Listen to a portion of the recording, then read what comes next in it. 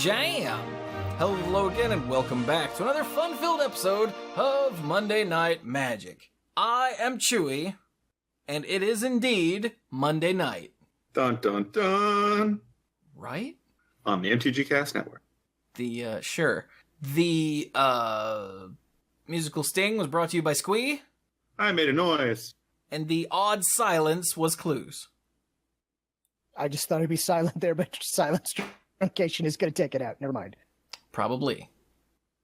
Thank you for the odd silence, by the way. Of course. So, this is episode 615. 615. Hello, Nashville. Sure. Go inside, it's hot. I don't care when you're listening to this. Go inside, it's hot. Goodbye, Nashville. So, this week we had the SCG event. We had a tiny bit of news about Commander 2018. We had some policy updates and some trade war nonsense. Yeah. There's at least one super exciting thing. When it comes up, I'll let you know. He will, yeah. The most exciting thing for most of you, though, is that you can now go buy Magic 2019 in stores. Right, that is a thing. Yay, core set. Go forth and buy the core set. Not to be confused with go forth and buy a corset. That's different. Although, if you want to do that too, that's fine by us. Yeah, So sure. whatever. If you're going to the Renaissance Festival and you want to be cinched up. Oh, okay, we need an industrious listener to go back through artwork, and I mean a lot of artwork, and find out how many corsets appear in core sets in Magic's history. Only the artwork that appears in core sets need apply. Here's a hint. Start with Magic Origins, because at least some of that was an Innistrad. Good advice. It's good advice. Please don't actually do this. Well, look, if you want to, you go right ahead. You do you. Sure. We don't So mind. anyway, the SCG event was in, oh god, we're back in, Worcestershire. The Shire. SCG, the Shire. The Shire. I'm sorry, I named off the sauce, didn't I? I mean, Right. if it quacks like a zombie, it's probably a duck zombie. So, But yeah, the SCG event, the open was in Worcester, because apparently that's how you say that. And I know I make this point every time we go there. It's because it's dumb. it's true. Yep, fair. Checks out. And Mass is a 4-letter state, right? So there's 2 strikes. Well, that's definitely not a state. There's no way they just call it Mass. That'd be stupid. But it's in Worcester, Mass. What? No. What? That wouldn't happen. Oh, okay. It's like one of your made-up places, like Narnia or Ohio or something. Exactly. One of those weird Fayetteville. Steph places. So we had... there was a team-constructed open, and there were 270 teams, meaning there were 810 players, which I would like to point out is not a small number. No? Especially considering the coordination you need for a team. Yeah. So, the winners of said team were Matthew Kotrupe.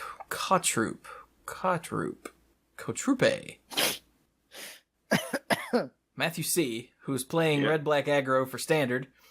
Jacob Saraceno playing Jeskai Control in Modern. And Bryant Cook playing Legacy Storm. I was allergic to Legacy Storm. Apologies. That's fair. There's no way to get to the mute button in time. I mean, not if Storm is monopolizing the stack now. That hurt.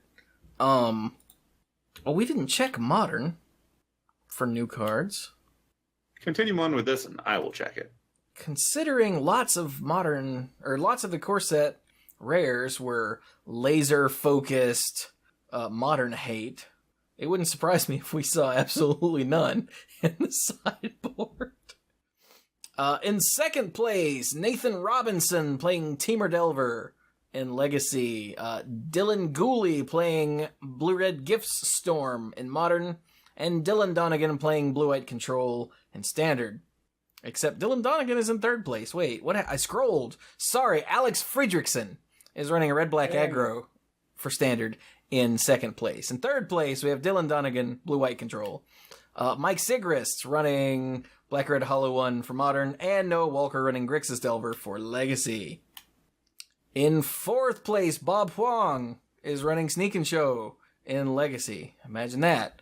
Also in fourth place, Julian John running Red Black Aggro in Standard, and Zan Syed running Bant Spirits for Modern. Fifth place, Rax Dillon running Death and Taxes for Legacy, Kenny Dungar playing Modern Burn, and Kevin Thanakit, that's a cool name, Grixis Midrange in Standard.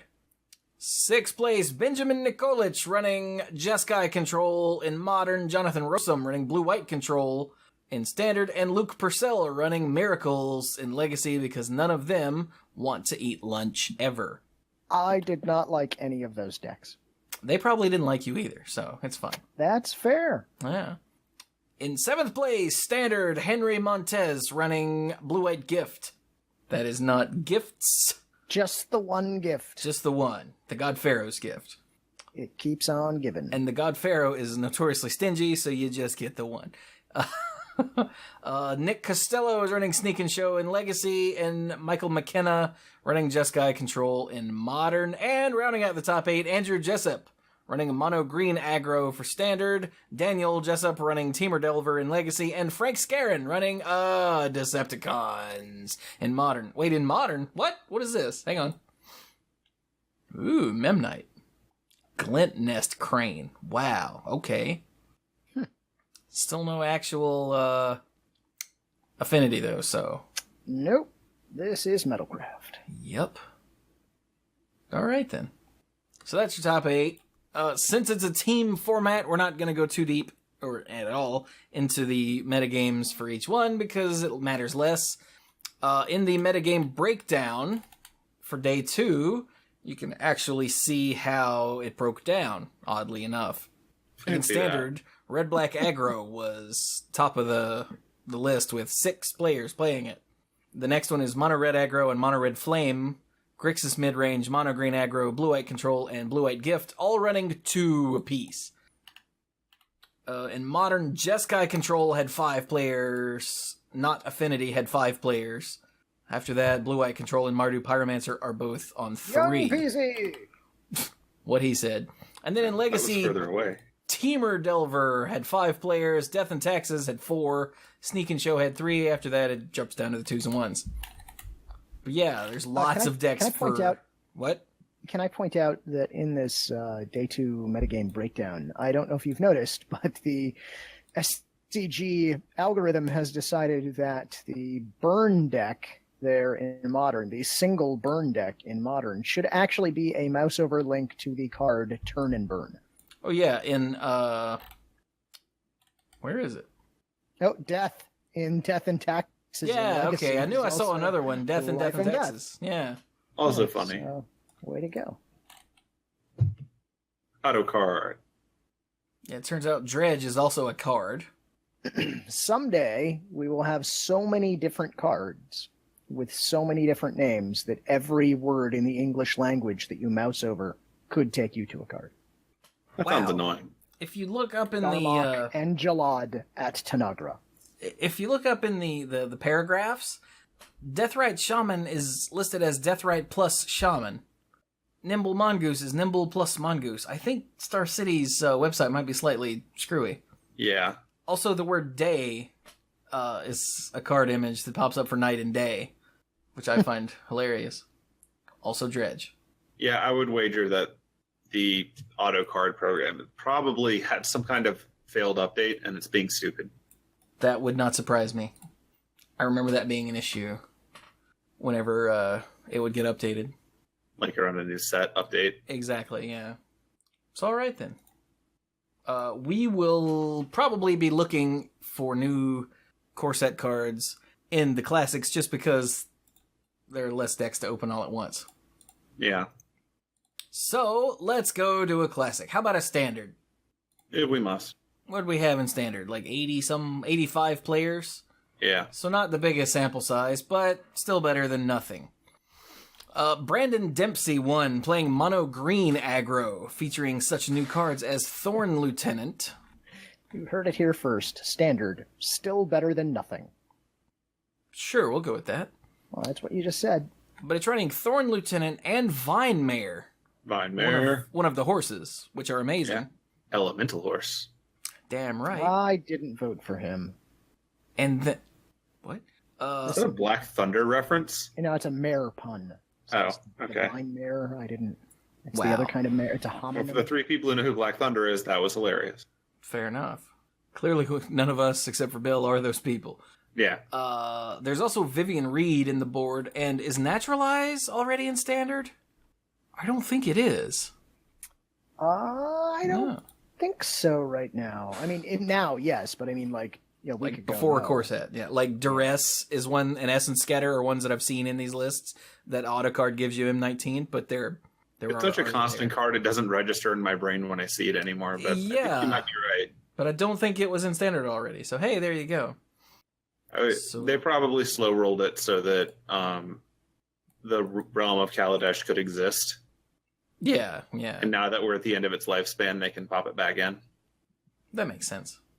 So in second place, Jonathan Job is running a Grixis mid-range deck, which we have... No, wait. Naturalize was in Rivals of Ixalan. It was? Yes. Oh, okay. There you go. That's then. right, because it had the artwork of a giant dinosaur stepping on a thing. Oh, yeah. Okay. That's the most fun. So, there you go. Weird. But Jonathan Jobs' Grixis mid-range deck is running such things as Torrential Gearhulk, Champion of Wits, Glint Sleeve Siphoner, Whirler Virtuoso, the Scarab God, Nicol Bolas the Ravager. Wait, what? Nicky B. Yeah, Nicky B makes his first Standard appearance here in his younger days. Look at him. He's just a wee baby. There's also... Is there something else? No, not in this deck. But I mean, Nicky B, that's a pretty big inclusion. He'll show up again. Yeah. In third place, Steven Dykman is running a red-black aggro deck that had... Roll the chain! Banefire in the sideboard. Good old Banefire. Those of you who were playing back in the day will remember Banefire either extremely fondly or it will make you grit your teeth. I mean, Banefire does kill you. Straight up. Too bad. Yeah. That's its job. There have been many of games where you're like, alright, I'm stabilized. Banefire your head for 10. What? You really can't do anything about that. Banefire's thing is if X is 5 or more, it can't be countered and the damage can't be prevented. And then you get choked up over that. Wasn't the only real defense against it redirecting it? Yes. Yeah. Which is hilarious. You can flusterstorm it, right? I don't think that ever came up. I don't know that it did. I'm just saying it's a thing you could do if you played Legacy. Anyway, so that was third place. In fourth place, Aiden Breyer is running another red-black aggro deck. No Banefires in the board here, but still basically everything else you'd expect in the red-black aggro deck.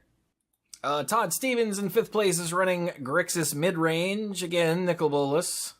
Yep. Hanging out, smashing people, and then, other stuff. Yeah, M19 Duress. That's right. Yeah.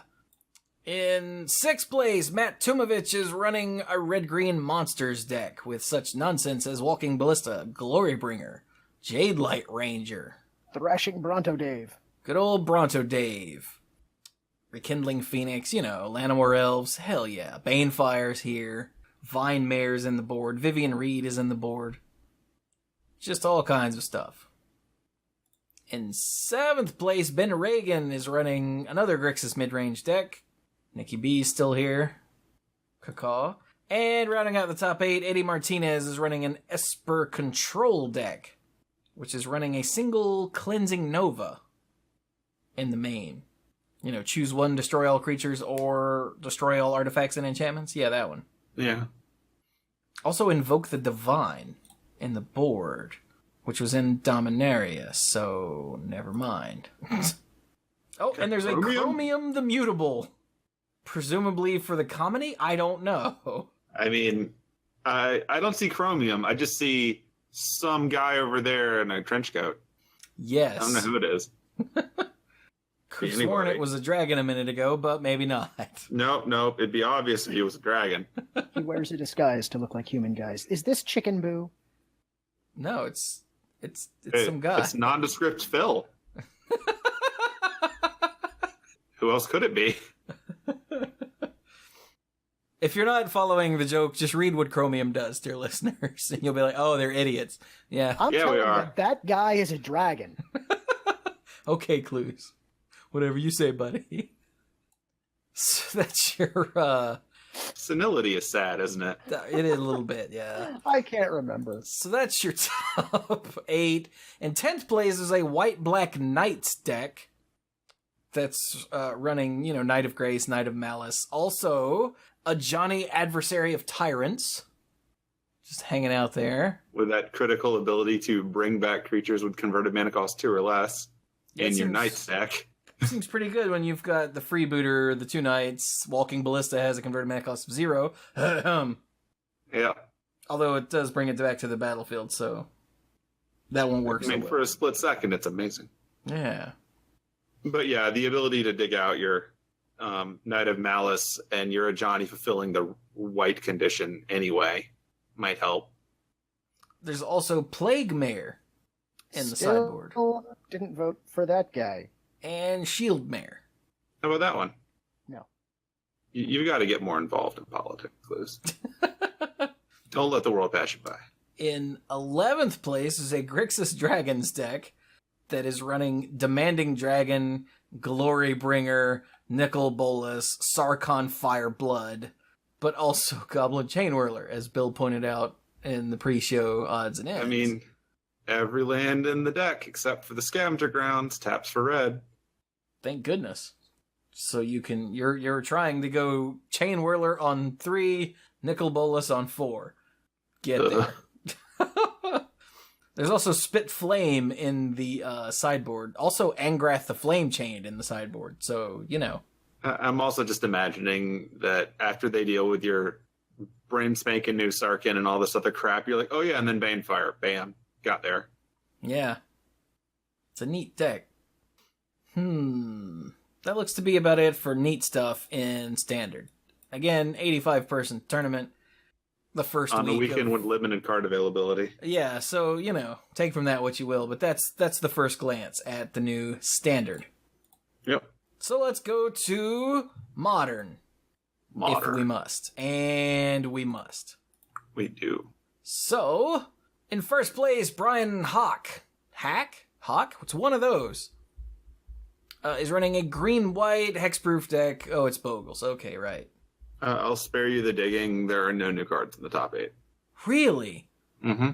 None? Wow. None. I checked. I would have expected, Not in the top 8. Maybe later. Look, that chokes me up, man. In second place, Brandon Dolloway is running Grixis Death Shadow. Remember when that was the boogeyman? Yeah. Whoa, really? Is this right? In third place, Benjamin Riley. Wow, Ben Riley is running. Yeah, I wasn't going to call him out on it, but is running a Pure Steel combo. Wow. How did that happen? Look, a lot of weird things came out of 90s comic. What? No. No, the Pure Steel combo deck. How did that happen?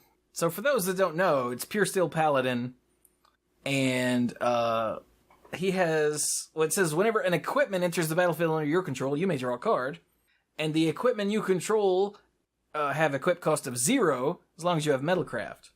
So the entire deck is just loaded with equipment that costs 0. A Quarter Shield, Cathar's Shield, Paradise Mantle, Sigil of Distinction, Spider Silk Net. Spider Silk Net. I can say words.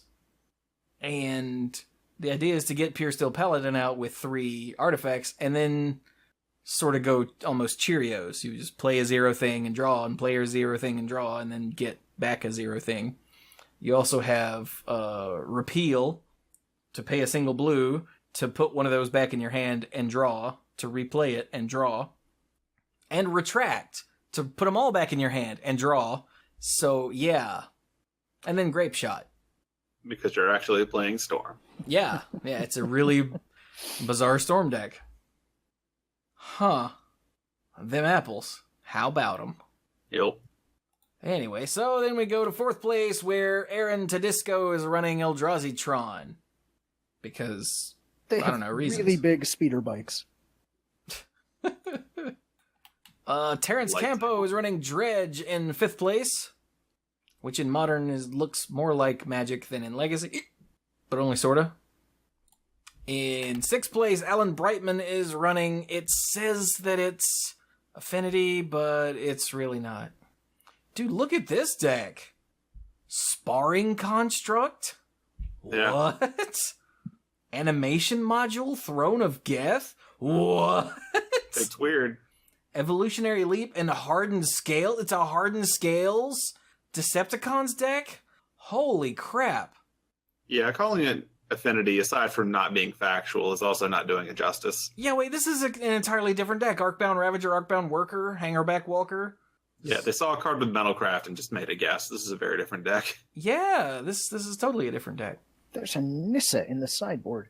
Yeah, there is. Voice of Zendikar. Ooh. Huh. Well, there you go. That's neat.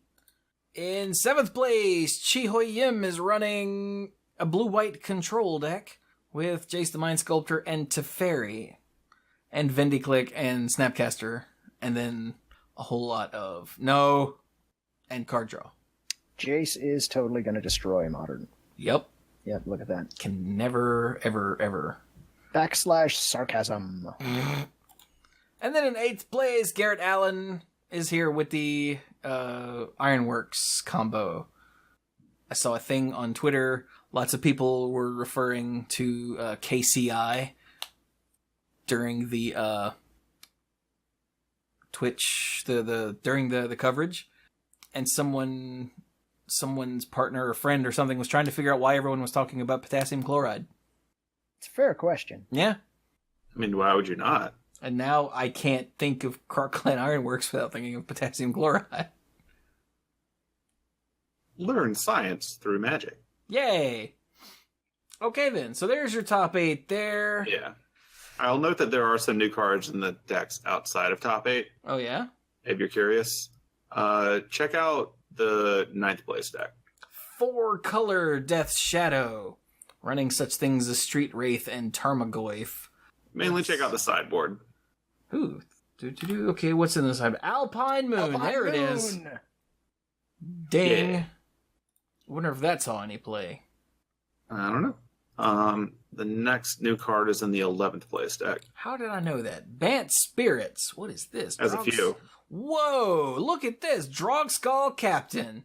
Yeah, buddy. Mausoleum Wanderer, Nebelgast Herald, Noble Hierarch, of course, Rattle Chains, Remorseful Cleric. Look at that. Yeah, not the only new one either. Oh, Selfless Spirit, Spell Quiller, Supreme Phantom. Yeah, I was expecting that. And then Yeah. Geist of Saint Traft, of course. Naturally.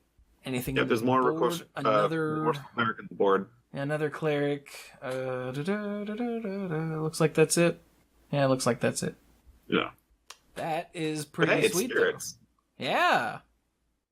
Hey, man, first week of a new format. Go aggro. Normally, the non-rotating formats are more insulated against that. True, but when you got 2 it's still sweet fun. new cards for the deck, one of which basically turns the deck into a thing, give it a shot. Yeah, like if you miss the heyday of spirits, it's nice to get another shot at it for at least a week. Another Grixis Death Shadow. Here's an actual what they call affinity deck, even though it's still not affinity. And 13th, 14th is more Ironworks combo. Yup.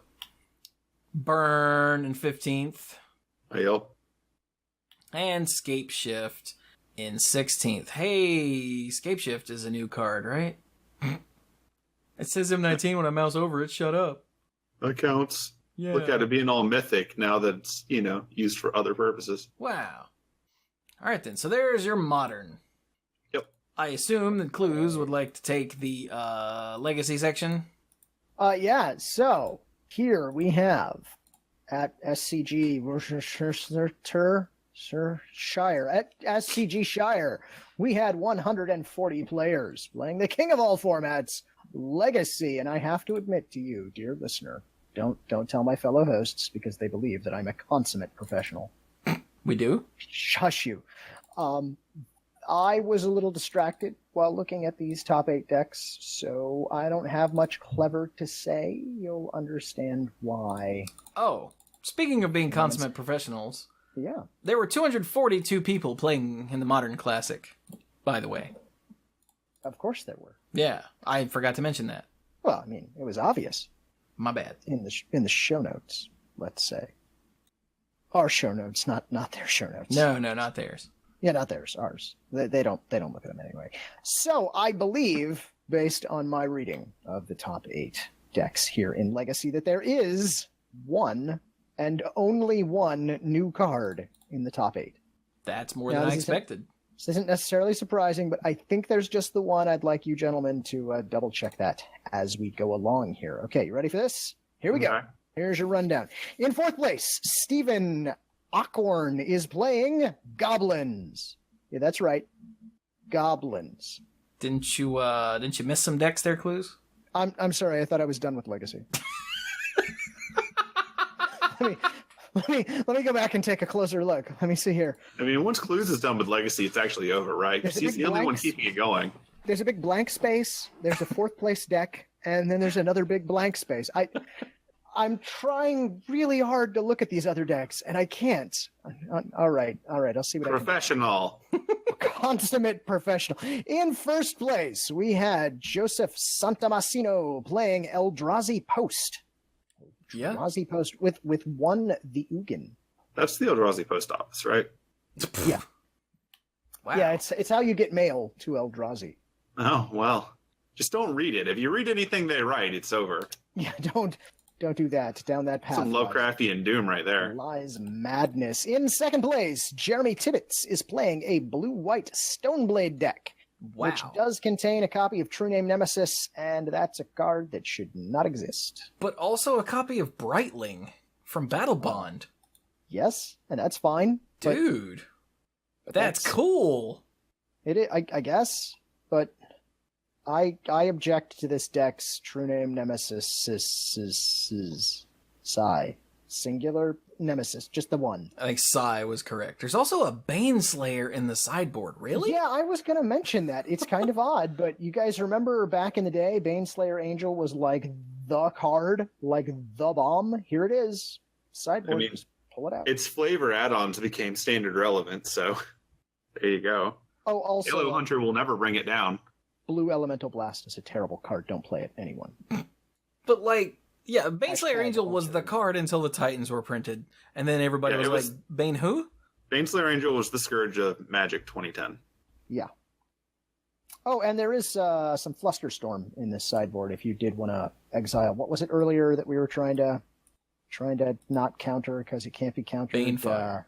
Banefire, yeah, there you go. So how? I But guess you could can't Flusterstorm that. But you can't counter it. Oh, no, you're right. It's not Flusterstorm I'm thinking of. Oh, God, what's the one that exiles spells? Oh,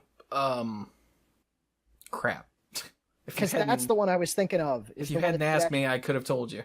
Yeah, well, you'll think of it in a few minutes, I'm going to guess. Because we got to move on, because we're only up to the 3rd place deck, and we don't care about any of these decks. In 3rd place, Harlan Firer, despite the name, is playing Temur Delver. Temur Delver. The goose is loose. There's some Tarmogoyf. Again with the True Name Nemesis. You're dead to me, Harlan. In 4th place, Stephen Ockhorn is playing Goblins. That's right, Goblins. Pure, unadulterated Goblins. Look at all of these. But Cluze. They're gorgeous. I'm sensing a new Goblin smell in this Goblin stack. Are we? Oh, you're right. You're right. There is. And it smells like garbage. So you're right. There are actually two new cards in the top 8, at least. And both in this deck. Well, then there must be 3. There is an Alpine Moon there. Look at that. Yeah, there's an Alpine Moon in the board. Let's just look at the Goblins, because, I mean, it's important that people understand that Goblins is the deck that they ought to be playing and that everything else is garbage. So we have Gem Palm Incinerator, Goblin Lackey, Goblin Matron, Goblin Pile Driver, Goblin Ringleader, 1 copy of Goblin Sharpshooter, because that's always fun, Goblin Trashmaster, welcome to the fold, good sir. We have some artifacts for you to destroy. They're probably Umezawa's Jite, Yeah. or maybe a Batter Skull. Ah. Goblin War Chief, Mog War Marshal, Siege Gang Commander, Sting Scourger, who is fantastic at times, particularly when your opponent has done all of their nonsense to get that Dark Depths to do what it was supposed to do, and you just bounce that token right back to their hand. It's hilarious. Kiki Jiki the Mirror Breaker and Krenko Mob Boss. Those are your goblins for today. 31 creatures in this deck. Magic how it should be played. We also have some Ether Vials and Tarfire. Tarfire, also a goblin, which is good because you're going to go tutor that up probably with Matron. Hey, We have Cluze, some Alpine. Yes, sir. Were you thinking of Mindbreak Trap? Ooh, I must have been thinking of Mindbreak Trap. I thought there was something else that exiled spells. There's more than one, but that's probably I mean, the one you're there's- thinking of in Legacy. There's Summary Yeah. Dismissal, exile all other spells and counter all abilities. No, that doesn't sound like me. Must have been the Mindbreak Trap I was thinking of. I don't know. Look, my mind gets real fuzzy when I try and think about blue spells, so That is understandable, yeah. I try not to push it. In the sideboard, we've got some Thorn of Amethyst and a copy of Alpine Moon, because that's hilarious, along with some Blood Moons, Pyrokinesis, Red Elemental Blast, which is the correct Elemental Blast to be playing at all times, and some Surgical Extraction, which seems a little odd, and Phyrexian mana shouldn't have happened, but there it is. And that is your legacy. Oh, damn it, I did it again. In 5th place.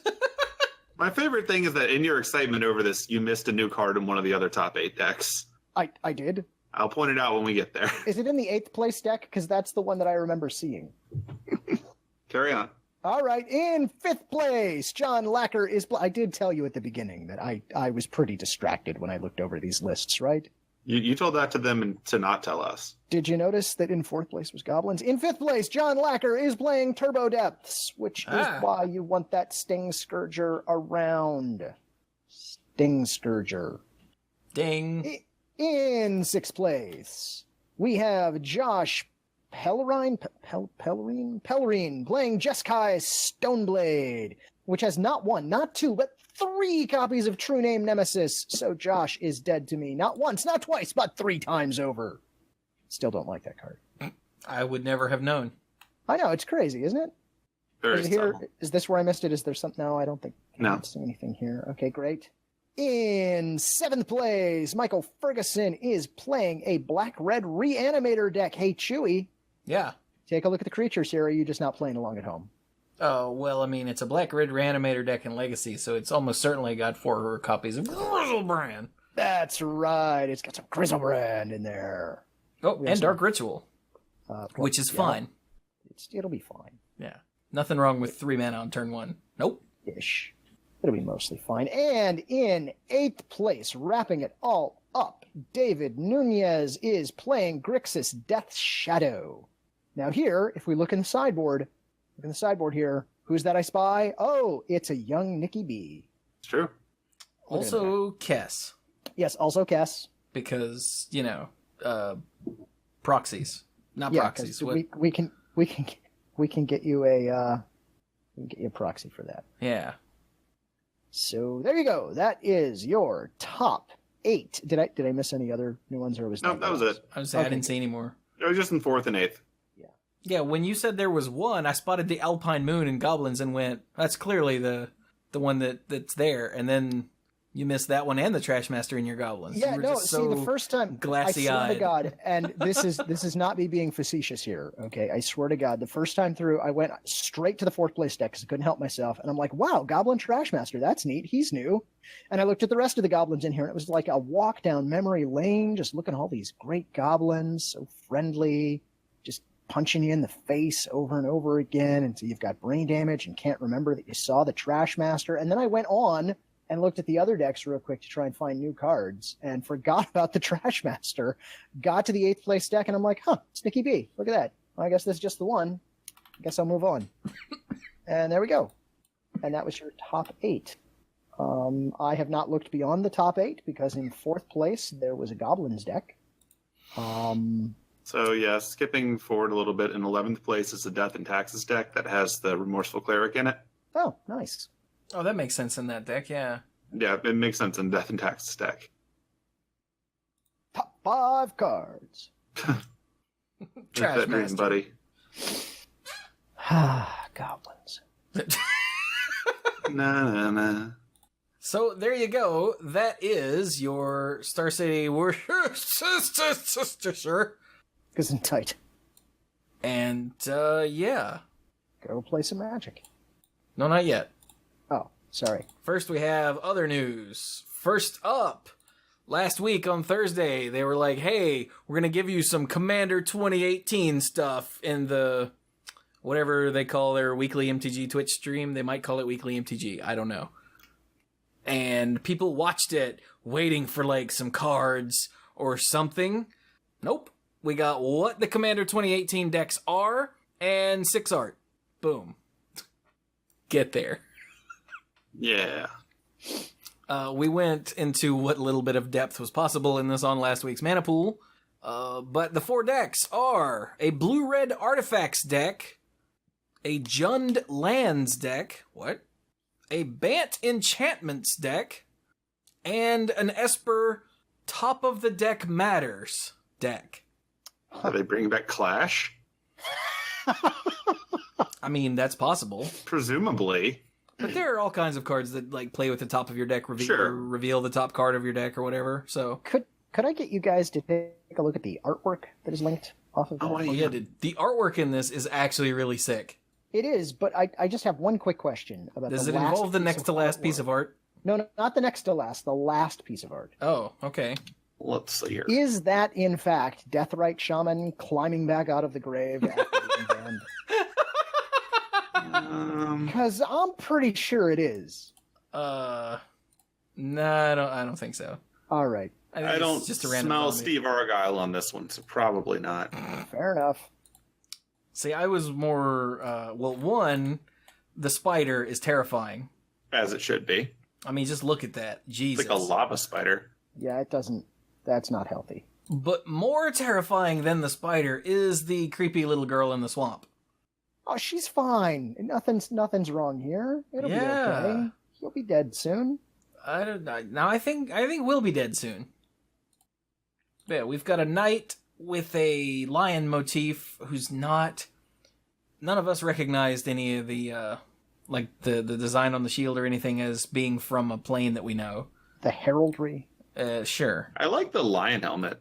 Yeah, the lion helmet and the lion on the horse's headpiece, helmet, whatever that is called, are pretty neat. But I How don't. about the house on fire in the background? Yeah, they are getting along like a house on fire. Oh wait, Yeah. we've got the obviously Jund spider because it's Jund colored, for God's sake. It's black, red, and green. I mean, come on. Because I want you to think about the fact that this is a spider that probably lives in a volcano. Yeah, like if you look at its legs there, it looks like there's molten something on it. It's kind of terrifying. Yeah, this is a lot more like a weird crustacean than an actual arachnid. Yeah. There's what appears to be a planeswalker. At least that's how the art is shaped. That is surrounded by glowing masks. I appreciate how the one in the upper right looks like Zardoz. The upper right. Oh, great. Now I can't unsee that. You're welcome. There's an obviously from Theros. Yeah. We don't know if this is a god or some sort of sprite or spirit or something, but Mike pointed out that her hair is the wheat in the field. Which Indeed. Yeah, this looks immediately pretty, makes me think it's some kind of god. pretty god. But all of the enchantment creatures had this star motif thing going on because of the Nyx. So it might not be a god, but the fact that her hair is the wheat field is kind of leans me towards it. She's some sort of something like that. I mean, given the plane that she's from and its basis, she might be some kind of demigod. Because she's also not huge. At least That's as far also as we can true. tell from the scale here. I was going to say, you don't know how big that wheat is. No, we don't. Like, in the absence of scale birds doing their job, we don't know how big she is. Stupid. So I'm going to assume that she's probably got, like, they finally got a chance to tap into the kinds of myths that they wanted to do before but couldn't, namely the progeny of gods who are not gods. Because, like, they wanted to do Hercules and some other stuff and they couldn't, and this would be an opportunity to do that. Either way, she's obviously an enchantment creature, so. Yeah. Then we've got the terrifying little girl in the swamp. Yeah, when I look at her, I imagine that weird AI thing in the Resident Evil movie, whose entire job was to be in the trailer and just go, "You're all going to die down here." Like, that's her, but with butterflies. I think they're moths, which is even creepier. Oh, that is creepier. You're right. Yeah. It will eat your cards. And, like, she's wearing, like, the net that's over her head looks like a fishing net because it's got the little ringlets, like weights. With a nice little skull in it. Yeah, and I don't like it. And then at the bottom, we've got an Innistrad zombie thing happening. So, yeah, looks pretty neat. What little bit we can see. Whatever. Sure. Yeah. Okay, then. That's what we know. We got 4 decks and 6 pieces of art. Ding. And people were like, oh, is that all? Because, right, they made a fairly big deal about, we're going to give you some commander information. And technically, they didn't lie. It's true. But, You got information. So now we have another thing this is from today, right? It is. I believe it is from today. Yeah, that's when I... Yeah, so the Wizards Play Network has updated some stuff. Yes, they have. So for those who don't know what the heck the Wizards Play Network is, the main thing you need to know is that the WPN are the people who decide that your local game store is actually able to host Magic events. That's essentially it. They set down the policies that tournament organizers, which your friendly local game store hopefully is one, they set down the rules that tournament organizers must adhere to in order to actually run sanctioned Magic events. Well, they have updated a couple of things in their policy as of July 16th. I'm sorry, effective July 23rd, but the announcement is July 16th. So as of the 23rd of this month, they're altering the alcohol policy, and they're also altering the age restrictions policy. Now, the old alcohol policy I do not have in front of me, but it mostly went something like no, for the most part. Pretty much, yeah. The new alcohol policy now says, WPN terms and conditions do not prohibit the serving or consumption of alcohol at sanctioned events, including in play spaces. WPN members must comply with applicable laws, regulations, and ordinances relating to the marketing, sale, and distribution of alcohol, which includes obtaining all necessary permits and confirming that consumers who purchase or consume alcohol are of legal drinking age, confirmed with ID. However, this is not quite an invitation for free-for-all, as it goes on to say, WPN members that fail to maintain a family-friendly environment or retail hobby focus, or those that violate applicable laws, may be removed from the WPN. So this means that your local game store, if they are duly licensed by the local authorities, whatever alcohol board that might be, they can actually sell alcohol at their venue. However, this does not mean that your local pub can become a WPN member, because their focus is not on, the whole point is that the whole selling of alcohol is in addition to being a retail hobby focus. So there you go. So that's the important bit. We're going to keep things family friendly, but there's nothing wrong with a little booze here and there. Wait, what about, you said your local pub can't. What about your local tavern? That depends. Is its focus on being a tavern or on being a retail hobby store? No, it's definitely a tavern. Yeah, then that's... Isn't that where those brawls happen? Yeah. I hear they are family friendly. I hear they are pretty brawly, but I've also heard that Brawl is now a sanctioned format, so I don't know what to think anymore.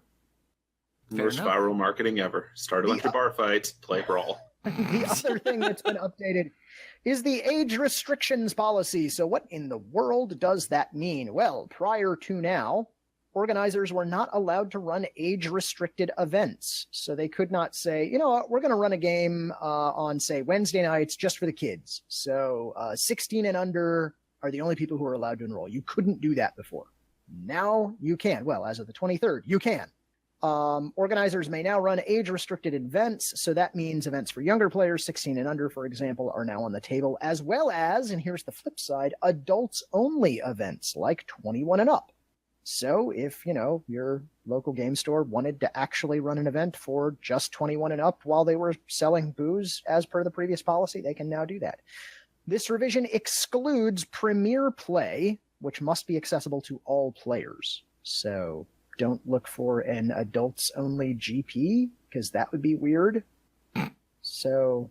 Yeah, they don't want to restrict access to, greater tournaments and rewards for people too old or too young. But for everything else, have fun.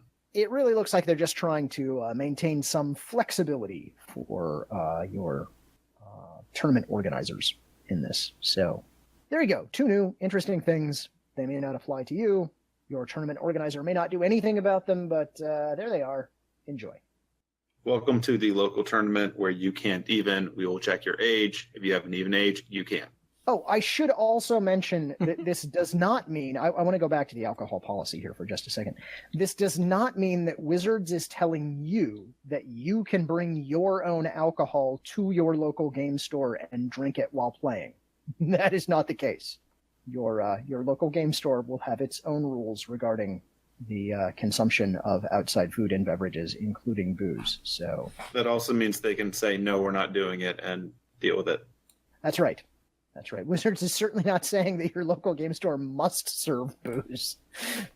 Although... the sad fact that I have to say that out loud says where we are as a society. It really does. Well, speaking of where we are as a society, our last bit of news... is dumb. Is extraordinarily dumb. Yes.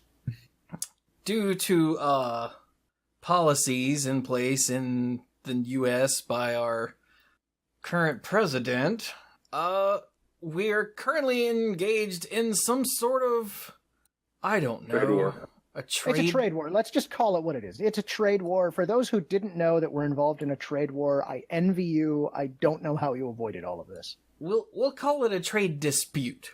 It's a war. With, of all places, Canada. Which makes absolutely no sense. So, we have imposed tariffs on them, they have imposed tariffs on us. It's a giant stupid. And, unfortunately,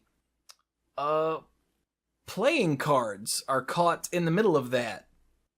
Now, there are 2 articles about this in the show notes. Yeah. But playing cards got hit because of, they think... Experts believe that the tariffs are aimed at Republican leadership. The United States Playing Card Company, which manufactures card decks for popular brands Big Bicycle and B, is headquartered in Kentucky, the state that Republican Senate Majority Leader Mitch McConnell represents. But one of the downsides of aiming tariffs at playing cards is that Magic technically falls under it. So our friends in the wilds of Canada that want to get Magic cards, stores and whatnot, have to pay 10% more because of the 10% tariff. They're not making 10% more, and they might because a card shop is already not the most financially stable thing ever. They might have to, probably will have to, pass that cost increase along to the players. Pretty much by necessity to stay alive. Exactly. There is not a lot of margin on Magic cards. So, that really sucks. That, it's one thing when the various political things cause the whole world just to go to hell, but when it seems to laser focus something that you love, it's worse. Video games aren't affected by this. I don't think any other sort of entertainment media is affected by this, but Magic cards are. So, piss. I would say we apologize, but it wasn't us, man. It was that idiot that got elected somehow. But this is actually interesting reading. Like I said, there's one article from Kotaku, of all places, that, of all people, Dirk of the Mana Pool sent to us dorks. That was it. It was an email, and there was a link. I'm like, what? And I clicked on the link, and I read it, and I went... And then there's another one from CBC, which is, Canada. What is CBC? Canadian Broadcasting Company. Oh, okay. I'm assuming. I don't actually know. I don't actually know. I'm comparing it to American Broadcasting Corporation. Their website isn't great? Canadian Broadcasting Corporation. There we go. Ah, okay, there you go. So yeah, 2 articles there. One focuses a little more on messages from card shops and whatnot, and the other one is Kotaku. So there you go. So yeah, hopefully this crap will pass at some point in the near future. But I wouldn't count on it. Be aware. Good lord. But anyway, thus ends the political part of the show. Wonder how many listeners we just lost. Bye. 10%. Well, that'll be all right. So, is there anything else? I think that's it, right? I believe that was everything. I believe that's all the stuff. Yep, we're in that magical place where a new set just came out, and that's going to be where the attention is, except for the fact that we're almost previewing Commander product. So it'll probably be slightly quiet for it, because we don't even have any big Wizards events coming up for a bit, right? There are limited events. Yeah. But that's it. In terms of things that we will speak at great lengths about, I don't think there's much. Not much. Just Star City opens and some limited GPs until the Pro Tour. Yeah. At least I think that's it. Pretty sure that's right. Yeah, I've got it up now. We've got limited GPs on the 20th to 22nd weekend, along with Nationals for Not America. Mm-hmm. We've got limited on the 27 to 29 weekend, and then Pro Tour 25th anniversary, as opposed to Pro Tour Magic 2019. But Pro Tour 25th anniversary is going to be August 3rd to 5th, team constructed, so yeah. Forward to that, I guess. It's when the Silver Showcase is also going to happen. Yeah.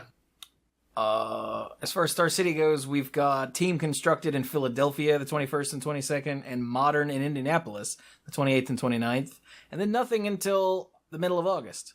Yeah, till after the Pro Tour. Yeah, so there you go.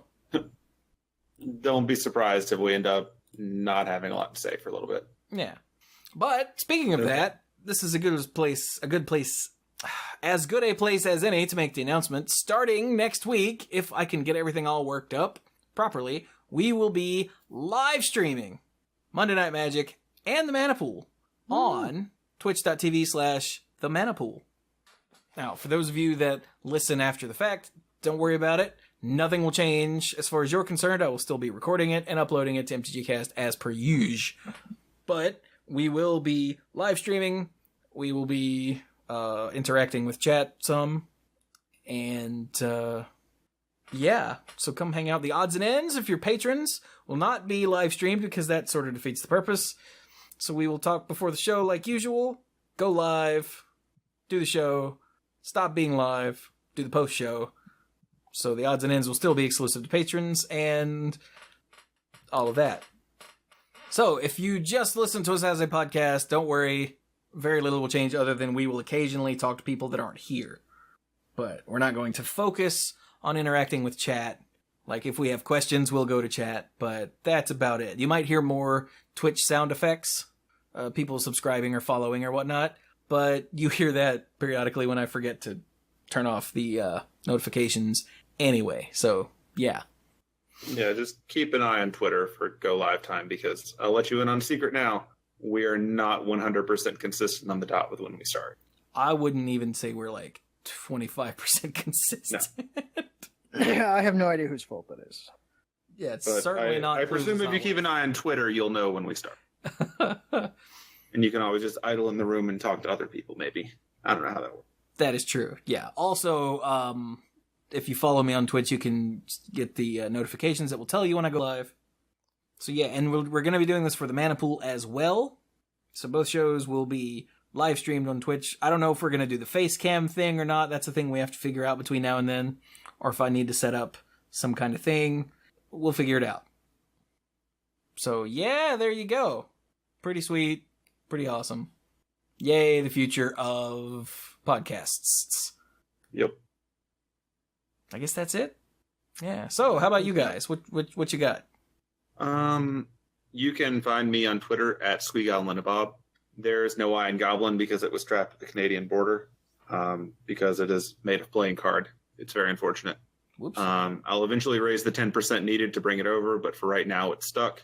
In terms of actual me, I guess I'm going to maybe go to probably SuperCon at the end of the month. They sold out of tickets on Saturday unless I want to pay like 30 or 40 bucks to just be there in the evening. I'm probably not going to do. But I'll be around. At the very least, I'll be at Dragon Con if anyone's going to that. I know that sometimes people tell me they're going to be at Dragon Con, and then I don't run into them because, I don't know, there's like a billion other people there. But if you're going, let me know on Twitter, and that'll be awesome. When is Dragon Con? I always forget. It's Labor Day weekend. So essentially the first weekend of September, the last weekend of August, depending on where the day falls. Gotcha. So I'll be off doing that in a few months, but I don't really have any other conventions of note between now and then. We're out of movies that I care about for a while, I think. Yeah. So I don't really have much to say there. Oh, if you want to hear more of Bill, then we will be playing Overwatch most likely tomorrow on live stream. That does sound like us. Yeah. Just you wait. When they eventually release Hammond/Wrecking Ball, we are going to die trying to control that, and it's going to be hilarious. We will not be good at it. Soon, right? Presumably. Don't they usually stay in the PTR for like 2 or 3 weeks and then jump to live? Assuming that everything works, yeah. We'll see.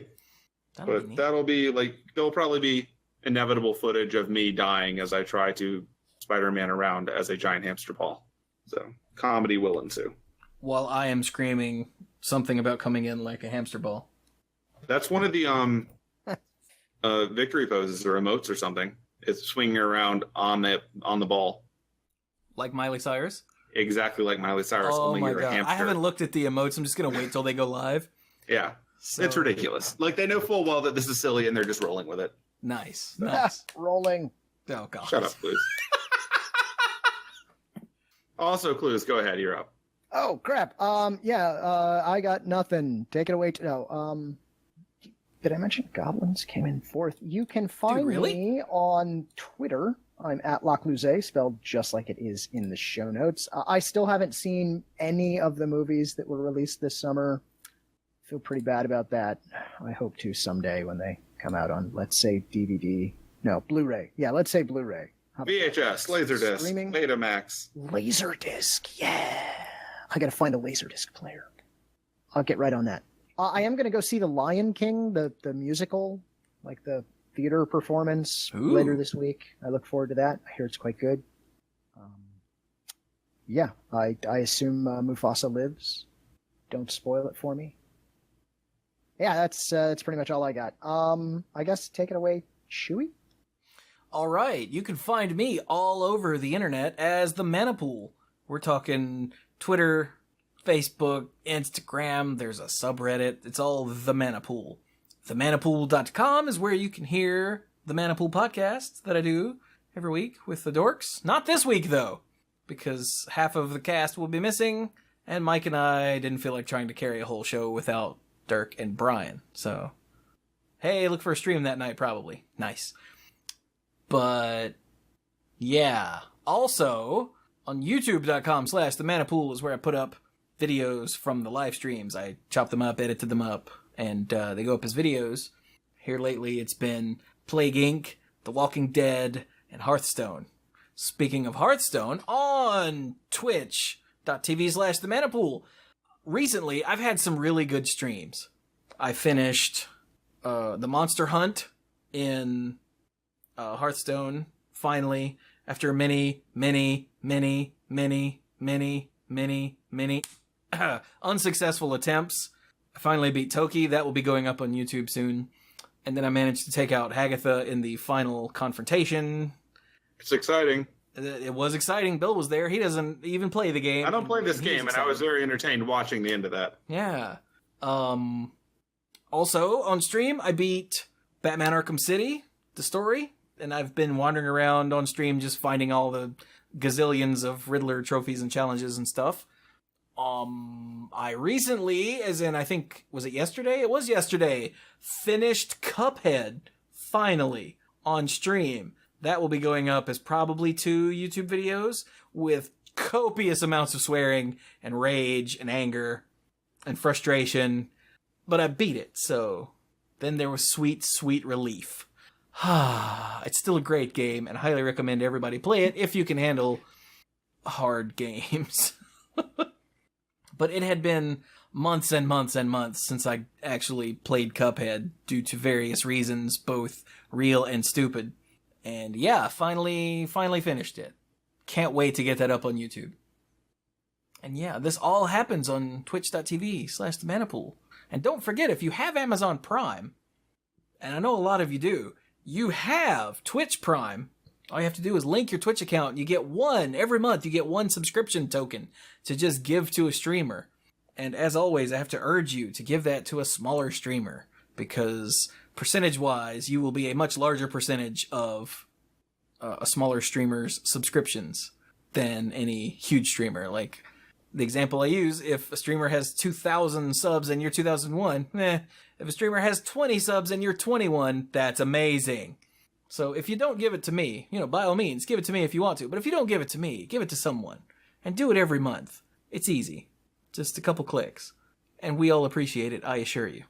A new sub will absolutely just make your day when you're a smaller scale streamer. Or night, or stream, or whatever kind of time it is. But anyway, if you want to help support what I do with this ridiculous amount of content creation, then you can check out patreon.com/themanapool, where you can get the episodes of the Manapool and YouTube videos early. You can get the early stuff and the odds and ends, all the stuff recorded before and after both Monday Night Magic and the Manapool that are uncensored and unfiltered.